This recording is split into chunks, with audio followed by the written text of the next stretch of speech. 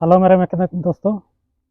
आज मेरे पास है टीवीएस सेंटर BS6 में। आप लोग का बहुत ज़्यादा कमेंट आता है कि BS6 की गाड़ी है, स्लो में रेस रुक नहीं रही है या स्टार्टिंग में प्रॉब्लम कर रहा है, इस तरह का कमेंट आता है। आज हम इसी को एक्सप्लेन करेंगे इस वीडियो में। तो चलिए वीडियो को शुरू करते हैं। उससे पहले आप लोग को दिखाते हैं, हमें पूरा खुला हुआ है। आप लोग देख सकते हैं यहाँ पर एंटॉर्क 125 रेस एडिशन, और ये FI है BS6 में। यहाँ से अगर आप लोग को दिखा दे रहे हैं तो थ्रोटल बॉडी लगा हुआ है। यहाँ पर इंजेक्टर आप लोग देख सकते हैं, इसमें फ्यूल मोटर लगा हुआ है, आप लोग देख सकते हैं। चलिए सबसे पहले हम लोग जानते हैं कि गाड़ी किस तरह से वर्क करता है, गाड़ी का वर्क करने का तरीका क्या है, किस तरह से काम करता है, उसको सबसे पहले जानते हैं। उसके बाद में एक एक चीज़ को हम लोग बारीकी से जानेंगे कि स्टार्टिंग में अगर प्रॉब्लम होता है तो किस कारण से होता है, क्या क्या हमें चेक करना चाहिए, किस तरह से चेक करना चाहिए, ये चीज़ को हम जानेंगे। सबसे पहले तो हमें इसका प्रोसेस को जानना हो कि काम किस तरह से करता है। दोस्तों, हमारा गाड़ी किस तरह से काम करता है, इसको जानने के लिए सबसे पहले हमें जानना होगा कि क्या क्या सेंसर लगा हुआ है। यहाँ पर अगर देखेंगे तो सबसे पहले जो स्टार्टिंग को लेके हम बात कर रहे हैं, सबसे पहले यहाँ पर जो ये कापलर देख रहे हैं, ये हमारा इंजन ऑयल टेम्परेचर सेंसर का कापलर है। इसमें एक तार में वोल्टेज आता है बैटरी का, और दूसरा से सिग्नल भेजता है ECU को। ECU यहाँ पर हमारा लगा हुआ है इसके नीचे में। चलिए उसे हम दिखा दे रहे हैं। यहाँ पर हमारा ECU लगा हुआ है। सबसे पहले ये सिग्नल भेजता है ECU को, और ECU भेज देता है हमारा ये जो ऑटोमेटिक चौक, हम इसे ऑटोमेटिक चौक भी बोल सकते हैं या एयर इंजेक्ट वाल्व भी बोल सकते हैं। तो इसको सिग्नल भेजता है कि हमारा गाड़ी स्टार्ट होने वाला है और इंजन ठंडा है। इंजन ठंडा है या गर्म है, इसका सिग्नल ये जो इंजन ऑयल टेम्परेचर सेंसर है ये बताता है ECU को, और ECU भेज देता है इसको सिग्नल और बोल देता है कि इंजन ठंडा है, अभी एयर को पूरा ब्लॉक कर देना। ब्लॉक करने के बाद में जब स्टार्ट करेंगे तो केवल तेल जाना चाहिए। एयर को पूरा ब्लॉक कर देना, केवल तेल को आगे भेजना है। तो तेल हमारा यहाँ से इंजेक्टर से जाएगा, इधर से तेल को पूरा ब्लॉक कर देगा, ये सॉरी एयर को पूरा ब्लॉक कर देगा। उसके बाद हमारा गाड़ी इजीली स्टार्ट हो जाता है। और थोड़ा देर जब भी आप स्टार्ट करते हैं तो देखते हैं कि थोड़ा देर रेस रहता है। इसी सेंसर की वजह से रेस हुआ रहता है, गाड़ी थोड़ा सा के लिए 1 मिनट 2 मिनट के लिए रेस रहता है। उसके बाद जब इंजन ऑयल थोड़ा सा हीट हो जाता है, गर्म हो जाता है, उसके बाद फिर नॉर्मल कंडीशन में आ जाता है, स्टार्ट थोड़ा सा रेस थोड़ा सा कम हो जाता है। तो इस तरह से काम करता है, तो इजीली स्टार्ट हो जाता है। अगर हमारा किसी कारण से ये जो इंजन ऑयल टेम्परेचर सेंसर ख़राब हो जाता है या इसका तार कहीं से कट जाता है तो सिग्नल इसको नहीं मिल पाता है, ECU सिग्नल नहीं भेज पाता है इसको, और ये खुला का खुला रह जाता है। एयर भी जाता है, तेल भी जाता है। तो ठंडा के समय में क्या होता है कि तेल और हवा दोनों एक साथ अगर ज़्यादा जाएगा, बराबर जाएगा, तो स्टार्टिंग में थोड़ा सा दिक्कत होने लग जाता है या मिसिंग भी करने लग जाता है। शुरू में सुबह सुबह बहुत ज़्यादा स्टार्टिंग का दिक्कत भी होने लग जाता है। इसीलिए अगर जब कभी भी इंजन ऑयल टेम्परेचर सेंसर ख़राब हो जाता है तो हमारा यहाँ जो मीटर है, ये जो हमारा मीटर है, जो डिजिटल मीटर है, इसमें तो ऑन करके आप लोग को दिखा देते हैं। यहाँ पर हम लोग देख सकते हैं चेक इंजन लाइट जो जल रहा है ये जला हुआ ही रहेगा। गाड़ी स्टार्ट भी हो जाता है तो चेक इंजन लाइट हमारा जला हुआ ही रहेगा। और ऐसे कंडीशन में हमको जो इसका स्कैनर जो होता है, स्कैनर से स्कैन करना होता है। स्कैन करने के बाद हमको इजीली पता चल जाता है कि कौन सा सेंसर ख़राब है या सही है। तो स्कैनर होना बहुत ज़रूरी है। बिना स्कैनर का BS6 गाड़ी को बना पाना थोड़ा सा मुश्किल हो जाता है, थोड़ा सा नहीं बहुत ज़्यादा ही मुश्किल हो जाता है। उसके लिए क्या करना होता है कि एक बार हम इसे भी चेंज करके देखते हैं, इसे भी चेंज करना, और बहुत कुछ को चेंज करके देखना पड़ जाता है और ख़र्चा बहुत ज़्यादा बढ़ जाता है। इसलिए स्कैनर रखना बहुत ज़रूरी है। तो इतना तक आप लोग समझ गए होंगे। और उसके बाद में दूसरी बात है, इतना तो हो गया है, और एक बात है यहाँ पर से हम लोग देखेंगे तो जैसे ही चाबी को ऑन करेंगे तो हमारा ये जो फ्यूल मोटर है आवाज़ करने लगता है। अभी आवाज़ कर रहा है, थोड़ा सा माइक सटा के आप लोग को दिखा दे रहे हैं आवाज़ कर रहा है या नहीं। माइक को हम यहाँ पर रख दे रहे हैं और चाबी स्विच हम ऑन कर रहे हैं।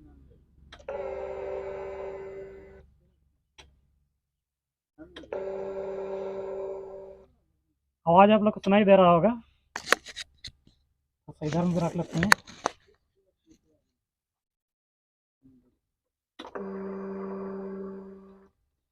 ये आवाज़ आप लोग को सुनाई दे रहा होगा, ये आवाज़ कर रहा है, इसका मतलब हमारा फ्यूल पंप ओके है। लेकिन इसके बावजूद भी अगर स्टार्टिंग में ट्रबल कर रहा है तो यहाँ से भी देखना होगा इसको खोल के। जैसे हम चाबी स्विच को ऑन करेंगे, ऑयल का प्रेशर, पेट्रोल का प्रेशर पूरा यहाँ तक आ जाना चाहिए, पूरा ये जो चेचिस का लाइनिंग है यहाँ तक आ जाना चाहिए, मतलब हमारा पेट्रोल का प्रेशर सही है मोटर से। तो उसके बाद हम इंजेक्टर को भी देख सकते हैं खोल के, इंजेक्टर में भी अगर तेल आ रहा है या नहीं। अगर स्टार्टिंग का प्रॉब्लम रहा है तो अभी गाड़ी ओके है, इसीलिए हम कुछ नहीं छेड़छाड़ कर रहे हैं, केवल आप लोग की जानकारी के लिए बता दे रहे हैं। इसमें भी वोल्टेज आता है, दो तार है, यानी इसमें 12 वोल्ट का करंट आएगा एक तार में, और एक सिग्नल रहता है। सिग्नल के लिए हम यहाँ से ECU के पास से भी यहाँ पर तार को देख के हम टेस्ट कर सकते हैं इस सिग्नल आ रहा है या नहीं इसके बारे में। तो वोल्टेज आना बहुत ज़रूरी है, 12 वोल्ट का करंट आता है। और इसमें यहाँ पर अगर देखेंगे तो 3 तार होगा, और 3 तार है। 3 तार अगर मोटर वर्क नहीं करेगा, जो हमारा पेट्रोल मोटर जो फ्यूल मोटर है अगर वर्क नहीं करेगा, काम नहीं करता, आवाज़ नहीं करता है, तो हमको ये जो कपलर खोल के यहाँ पर से वोल्टेज चेक करना होगा। हर एक तार में 2.5 वोल्ट का करंट आता है। एक तार को एक प्रोब में मल्टीमीटर से चेक करेंगे, एक प्रोब को इसमें डालेंगे, इसका तार में डालेंगे, और दूसरा कहीं से वो बॉडी अर्थ अगर ले लेंगे तो हमारा 2.5 वोल्ट का करंट शो करेगा। सभी तारों में बराबर करंट आना चाहिए। अगर एक तार में भी करंट सही से नहीं आ रहा है तो हमारा मोटर वर्क नहीं करेगा, और वर्क करेगा भी तो प्रेशर कम हो जाएगा। थोड़ा बहुत करंट आएगा तो वर्क कर भी देता है तो प्रेशर कम हो जाएगा, उसके चलते भी स्टार्टिंग में बहुत ज़्यादा दिक्कत करेगा और मिसिंग करेगा। तो चलिए अब BS4 की गाड़ियों में किस तरह से काम करता है, सेम इसमें भी वही है, लेकिन BS4 की गाड़ियों में किस तरह से वर्क करता था इसके बारे में आप लोग को बताते हैं। दोनों ही गाड़ियों में एक्सप्लेन करके आप लोग को दिखा दे रहे हैं। वीडियो थोड़ा सा लंबा होगा, वीडियो में बने रहिए। आज मैं बहुत ही अच्छा जानकारी आप लोग को देने वाला हूँ। BS4 की गाड़ी में समझाने के लिए मैंने कुछ कार्बोरेटर को लिया हुआ है। ये जो आप लोग कार्बोरेटर देख रहे हैं ये हमारा मशीन का है, पानी मशीन का है। ये हमारा थ्रोटल का एरिया है, और यह हमारा चौक का एरिया है। मोटरसाइकिल की जो बात करते हैं तो मोटरसाइकिलों में भी इसी तरह से रहता है। BS4 की जो मोटरसाइकिलें होती है उसमें कार्बोरेटर आता है, कार्बोरेटर में इसी तरह से रहता है। भले इसका सिस्टम कुछ अलग रहता है, लेकिन अंदर का जो सिस्टम है, ये जो पोर्शन है, ये ऐसे ही रहता है। जब सुबह सुबह हम स्टार्ट करते हैं, गाड़ी स्टार्ट नहीं होता है तो हमेशा खुला हुआ रहता है, लेकिन जब सुबह सुबह गाड़ी स्टार्ट नहीं होता है तो चौक लेना पड़ता है। जब भी हम चौक लेते हैं तो इस तरह से ये बंद हो जाता है। और ये जो 2 होल आपको दिख रहा है, इसमें से केवल हवा जाएगा, और यहाँ पर भी एक होल दिख रहा है प्लेट में से। सेम मोटरसाइकिल में भी यही सिस्टम रहता है। यहाँ अंदर में अगर देखिएगा तो अंदर में भी एक होल है, शायद आप लोग को सही से नहीं दिख रहा होगा, लेकिन अंदर में होल है, जब भी देखिएगा तो होल है।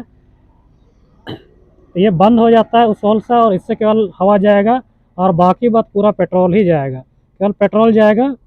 और ये जो होल से हवा जाता है तो हवा सीधा ये जो नीचे पोर्शन आता है कार्बोरेटर का, जो निचला पोर्शन है, इसमें घुस जाता है, पेट्रोल के साथ मिक्सर होकर प्रेशर देता है, और पेट्रोल ऊपर की ओर जाता है और हेड में चला जाता है। इस तरह से काम करता है। और कुछ भी कार्बोरेटर को मैं आप लोग को दिखा देता हूँ। इस तरह से भी रहता है कार्बोरेटर। ये मोटरसाइकिल का है कार्बोरेटर है, ये हमारा बॉक्सर गाड़ी का है। हमारा अभी चौक डाउन है, अगर चौक उठाते हैं तो इस तरह से होता है।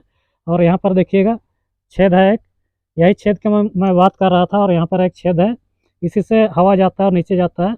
और ये इससे जो हवा जाता है, यहाँ स्लाइड रहता है, इसके अंदर में स्लाइड जो एक्सीलरेटर लेते हैं तो उठता है, वही चीज़ है। यहाँ से अगर इसे उठा देते हैं तो ये वाला छेद को ब्लॉक कर देता है, और केवल पेट्रोल हमारा ज़्यादा जाता है।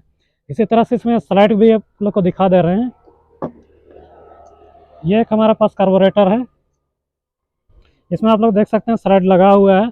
जैसे हम एक्सीलरेटर लेते हैं तो स्लाइड ऊपर की ओर उठता है, और इसमें भी आप लोग देख सकते हैं 2 छेद है, और यहाँ पर भी एक छेद है, और इसमें यहाँ पर चौक दिया हुआ है। जो ऐसे चौक दिया हुआ रहता है वो साइन वगैरह हो गया है, इन सब गाड़ियों में ज़्यादा रहता है। जो हैंडल में चौक हमारा दिया हुआ रहता है इस तरह से प्रेस करने वाला, उसमें इस सिस्टम दिया हुआ रहता है, चौक सिस्टम। चलिए इतना आप लोग समझ गए होंगे। तो आगे हम लोग देखते हैं अब पिस्टन और हेड को भी हम लोग देख के एक्सप्लेन करते हैं, उसमें भी थोड़ा सा हम लोग समझते हैं। दोस्तों ये मेरे पास एक पिस्टन है, ब्लॉक है, पिस्टन नहीं ब्लॉक है। इसमें पिस्टन हमारा फिट होता है, और जैसे ही पिस्टन पीछे की ओर आता है, तो ये हमारा जो भाल्व है, हेड भी मेरे पास है, हेड का जो भाल्व है, इस साइड में कार्बोरेटर आता है, आप लोग देख सकते हैं। ये भाल्व हमारा खुलता है, टाइमिंग उसी हिसाब से सेट होता है। ये जो खुलता है, जैसे ही खुलता है एयर और पेट्रोल को खींच लेता है एक ही साथ खींच लेता है। उसके बाद जब पिस्टन चढ़ता है तो ये बंद हो जाता है, खींच लेता है कुछ दूरी में, आधा जब पिस्टन आता है तो ये बंद हो जाता है। उसके बाद में फिर जो ऊपर का पिस्टन चढ़ता है तो यहाँ टकराता है, तो दोनों भाल्व बंद रहता है। और जैसे ही पिस्टन टॉप में आता है, यहाँ पर भाल्व लगा प्लग लगा हुआ रहता है, इसमें चिंगारी आ जाता है, करंट आ जाता है और यहाँ ब्लास्ट हो जाता है। ब्लास्ट जैसे होता है थोड़ा सा नीचे उतरता है, कम से कम आधा उतरता है। उसके बाद में ये जो हमारा भाल्व पूरा उतरता है पिस्टन, उसके बाद ये हमारा भाल्व खुल जाता है और चढ़ते चढ़ते आधा तक में फिर ये बंद हो जाता है। उसके बाद फिर दोबारा वही प्रोसेस शुरू होता है, पिस्टन नीचे उतरता है तो ये भाल्व खुलने लगता है। तो कंप्रेसर का होना भी हमारा बहुत ज़रूरी है। और कंप्रेसर अगर कम है तो यहाँ पर से जैसे सुबह सुबह स्टार्टिंग में प्रॉब्लम होता है, तो हमें क्या करना चाहिए, जो टाइपिट है, टाइपिट का क्लियरेंस को भी चेक करना होता है। इसमें टाइपिट का अगर आप लोग देख रहे हैं तो बहुत सा गाड़ी में इस तरह सेट हुआ रहता है कि टाइपिट ना आवाज़ करे बोल के बहुत ज़्यादा टाइट किया हुआ रहता है, केवल इस तरह साइड प्ले रहता है, इस तरह साइड प्ले केवल रहता है। जबकि ठंडा के सीज़न में थोड़ा सा इसको ऊपर नीचे का प्ले भी रखना बहुत ज़रूरी है, जो कि इसमें अभी नहीं है, इसे सेट नहीं किए हैं, ये तो ऐसे ही खुला हुआ है, इसमें ऊपर नीचे का प्ले नहीं है। जबकि इस साइड से अगर देखेंगे तो इसमें ऊपर नीचे का प्ले है। इस तरह से ऊपर नीचे का प्ले रहना चाहिए, लेकिन ध्यान देना चाहिए कि इतना ही ऊपर नीचे का प्ले को रखना होता है कि टाइपिट आवाज़ नहीं करना चाहिए। तो आवाज़ करेगा तो इंजन बहुत ख़राब सुनाई देगा। इसी तरह से BS6 की गाड़ियों में भी किया जाता है। और साथ ही साथ कार्बोरेटर का ट्यूनिंग के बारे में भी आप लोग को थोड़ा सा बता देते हैं। यहाँ पर जो हम देख रहे हैं ट्यूनिंग सिस्टम को, ये हमारा RPM को बढ़ाने के लिए, घटाने के लिए है, RPM सेट करने के लिए है। और ये जो स्क्रू है, ये एयर स्क्रू है, इसे जब हम टाइट करते हैं तो फ्यूल ज़्यादा जाएगा, एयर कम जाएगा, और ढीला करेंगे तो एयर ज़्यादा जाएगा, फ्यूल कम जाएगा। यानी तेल को घटाया बढ़ाया जा सकता है। तेल तो उतना ही जाता है, लेकिन हवा को घटाया बढ़ाया जा सकता है।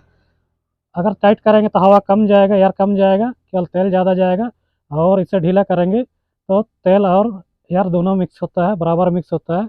उसके लिए इसे घटाने बढ़ाने के लिए दिया हुआ रहता है। तो ठंडा के सीज़न में क्या करना होता है कि जितना में हम गर्मी के सीज़न में इसे सेट करते हैं, उससे थोड़ा सा टाइट करके रखना होता है, ताकि तेल थोड़ा सा ज़्यादा जाए और स्टार्टिंग में किसी प्रकार का कोई दिक्कत नहीं होना चाहिए। तो इतना तो आप लोग समझ गए होंगे। तो BS6 की गाड़ी में भी थोड़ा सा आप लोग को दिखा देते हैं, खासकर एंटॉर्क में।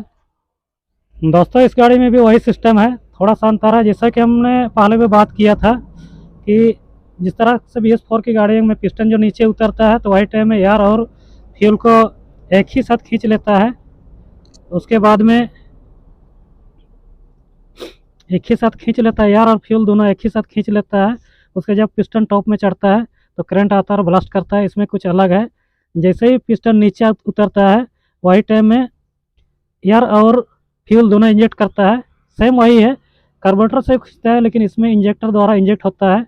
आप लोग देख सकते हैं इंजेक्टर है, इंजेक्ट होता है, उसके बाद में ब्लास्ट होता है। तो इसमें भी देखिएगा, यहाँ जो एयर मिक्सर का स्क्रू दिया हुआ है, इसे भी आप लोग सेट कर सकते हैं, घटा बढ़ा सकते हैं। इससे भी स्टार्टिंग में अगर दिक्कत होता है तो या RPM रुक नहीं रहा है, तो इससे भी आप लोग सेट कर सकते हैं।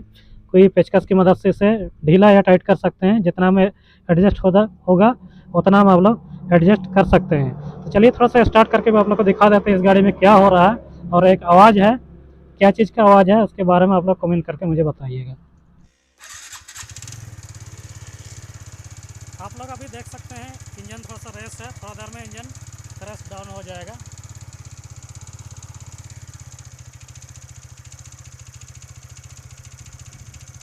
दोस्तों शुरुआत में अगर हमने देखा स्टार्ट करके, तो थोड़ा देर इंजन रेस था, उसके बाद में फिर धीरे धीरे अपने आप डाउन हो गया।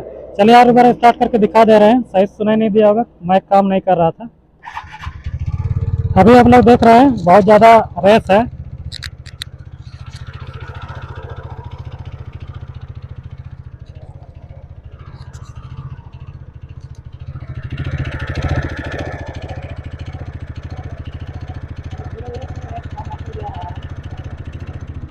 इसी तरह से जब ऑटो चॉक काम करता है तो शुरुआत में रेस बढ़ा हुआ रहता है और धीरे धीरे से अपने आप अपना आरपीएम में ले लेता है, घट जाता है। अभी तक थोड़ा सा रेस ही है, लेकिन थोड़ा देर में ये डाउन हो जाएगा क्योंकि ठंडा सीजन है। ठंडा सीजन में इसी तरह से काम करता है।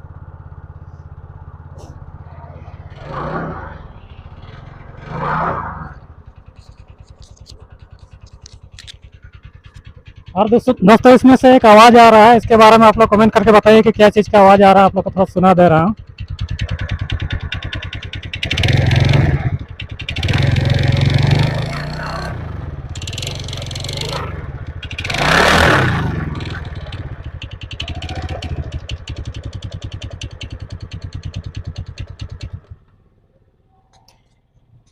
चलिए आज का वीडियो में इतना ही, आगे दूसरा वीडियो में मिलते हैं। तो क्या चीज़ का आवाज़ है थोड़ा सा आप लोग कमेंट करके मुझे ज़रूर बताइएगा। तो वीडियो को पूरा देखने के लिए बहुत बहुत धन्यवाद।